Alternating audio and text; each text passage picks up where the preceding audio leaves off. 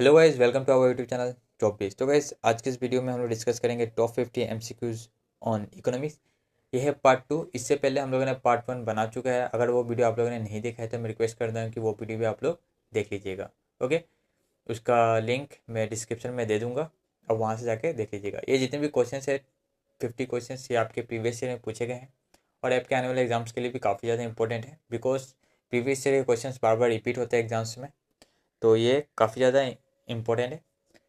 तो वीडियो का एंड तक देखिएगा बिना स्किप किए, और वीडियो अच्छा लगे तो लाइक और शेयर जरूर कर दीजिएगा। और अगर आप लोगों ने अभी तक हमारे यूट्यूब चैनल को सब्सक्राइब नहीं किया है तो मैं रिक्वेस्ट करता हूँ कि सब्सक्राइब भी जरूर कर दीजिएगा।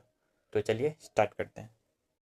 आज का जो पहला क्वेश्चन है वो है the difference between national and domestic income is that of. तो नेशनल और डोमेस्टिक इनकम का डिफरेंस को हम लोग क्या बोलते हैं? ये रहे आपके ऑप्शंस, और इसका जो करेक्ट आंसर है वो है net factor income from abroad. Okay, net factor income from abroad is the difference between national and domestic income. Okay, next, who among the following mentioned below was the first vice chairman of NITI Aayog? Okay, following option में जो option दिया गया है इनमें से कौन first chairman थे, first vice chairman थे नीति आयोग के? तो इसका जो करेक्ट आंसर है वो है Arvind Panagariya. Arvind Panagariya was the first vice chairman of Niti Aayog. Niti Aayog के चेयरमैन कौन है? PM, prime minister. Okay, next, inclusive growth as initiated in the 11th 5 year plan does not include one of the following। तो 11th 5 year plan में following option में से कौन सा include नहीं किया गया था? तो इसका जो करेक्ट आंसर है वो है 3 number, strengthening of capital market. Okay, strengthening of capital market को इंक्लूड नहीं किया गया था 11th 5 year प्लान में। ओके, इंपॉर्टेंट क्वेश्चन है, याद रखिएगा। Next, which organisation regulate mutual fund market in the India? Which organization regulate mutual fund market in India? So कौन सा ऑर्गेनाइजेशन, फॉलोइंग ऑप्शन में से कौन सा ऑर्गेनाइजेशन म्यूचुअल फंड को रेगुलेट करता है इंडिया में? ओके, तो इसका जो करेक्ट आंसर है वो है 1 नंबर, सेबी। सेबी रेगुलेट करता है म्यूचुअल फंड को, म्यूचुअल फंड मार्केट को इंडिया में। ओके, ये भी इंपॉर्टेंट क्वेश्चन है, याद रखिएगा। Next, when inflation rate falls below 0% then it is term as. जब इन्फ्लेशन रेट 0% के नीचे चल जाता है, ओके, हो जाता है, तब उसे हम लोग क्या बोलते हैं? ये रहा आपके ऑप्शंस। तो इसका जो करेक्ट आंसर है वो है 4 number, deflation. Okay, when inflation rate falls below 0% then it is term as deflation. Okay, ये भी इंपॉर्टेंट क्वेश्चन है। Next, which of the following is the closest to marginal standing facility rate? तो marginal standing facility rate क्या होता है? ये the rate at which RBI क्या करता है, बैंक को, दूसरे बैंक को लोन देता है overnight against securities. Okay, government securities. तो इनमें से क्लोजेस्ट कौन सा है मार्जिनल एमएसएफ का? तो इसका जो करेक्ट आंसर है वो है 1 number, liquid adjustment facility. Okay, liquid adjustment facility is the closest to marginal standing facility rate. Next, with respect to the conduct and performance of a company, perfect competition refers to. तो perfect competition क्या बोलते, किसे बोलते हैं हम लोग?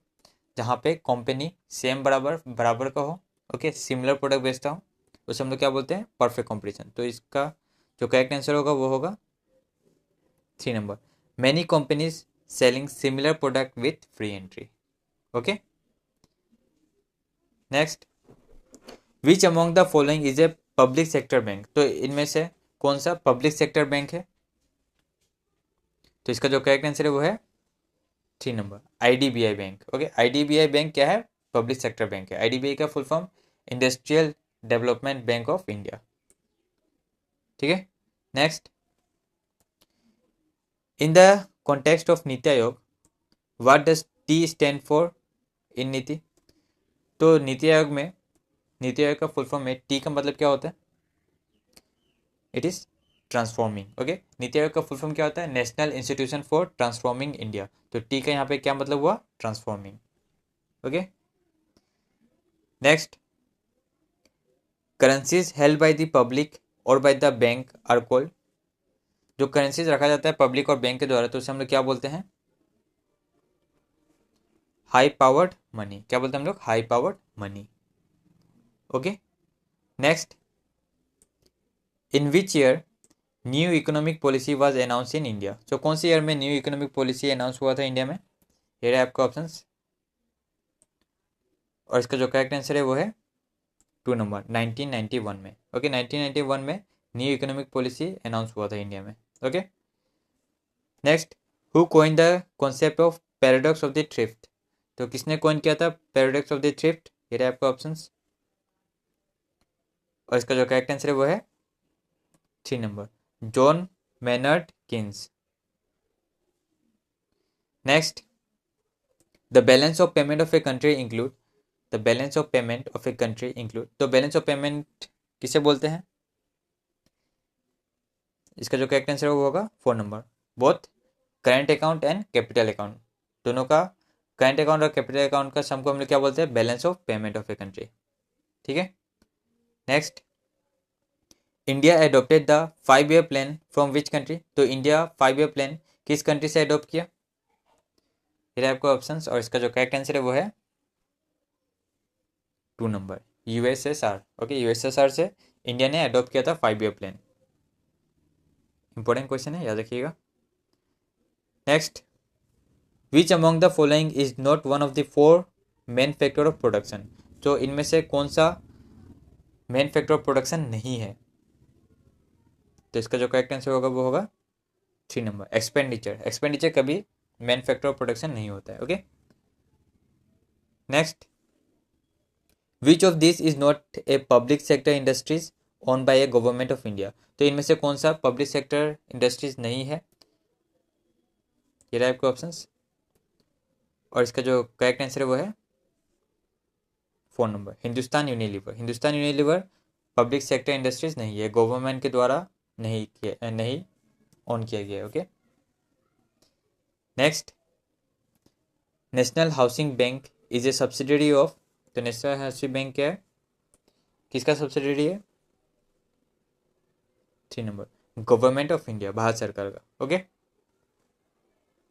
Next, which index is use by RBI to decide repo rate and measure inflation? तो कौन सा इंडेक्स यूज किया जाता है आरबीआई के द्वारा रेपो रेट और इन्फ्लेशन को डिसाइड करने के लिए? That is CPI. Okay, next, core inflation is different from headline inflation because the former, core inflation is different from headline inflation because the former ignores article of volatile nature in the public index। तो इसका answer होगा 1 number. Okay, next, physical policy means, तो physical policy का मतलब क्या होता है? Physical policy means use of taxation, public borrowing and public expenditure by government for purpose of stabilisation and development. Okay, तो इसका आंसर होगा 3 नंबर। इंपॉर्टेंट क्वेश्चन है, याद रखिएगा। Next, national horticulture mission was launch in, तो national horticulture mission कौन से 5 year plan में लॉन्च हुआ था? ये रहे आपको ऑप्शंस, और इसका जो करेक्ट आंसर है वो है 2 number, 10th 5 year plan. 10th 5 year plan में नेशनल हॉर्टिकल्चर मिशन लॉन्च हुआ था। Okay, next, inflation is caused by, तो इन्फ्लेशन किसके द्वारा होता है, कैसे होता है? तो इसका जो करेक्ट आंसर वो है 4 number, increase in money supply. Inflation कब होता है? जब मार्केट में पैसा ज़्यादा होता है, that is increase in money supply. Okay, next, which one of the following is an example of price ceiling? तो प्राइस सीलिंग का एग्जांपल क्या है? तो इसका जो करेक्ट आंसर है वो है price printed on biscuit packet. तो जो प्राइस प्रिंटेड होता है बिस्कुट पैकेट में, उसे हम लोग क्या बोलते हैं? Price ceiling. Okay, next, the rate at which RBI give short term loans to commercial bank is called, ये टाइप के ऑप्शंस, इसका जो करेक्ट आंसर होगा 1 number, repo rate. Repo rate क्या होता है? रेपो रेट क्या होता है? रेट होता है जब आरबीआई एक शॉर्ट टर्म लोन देता है दूसरे कमर्शियल बैंक्स को। ओके,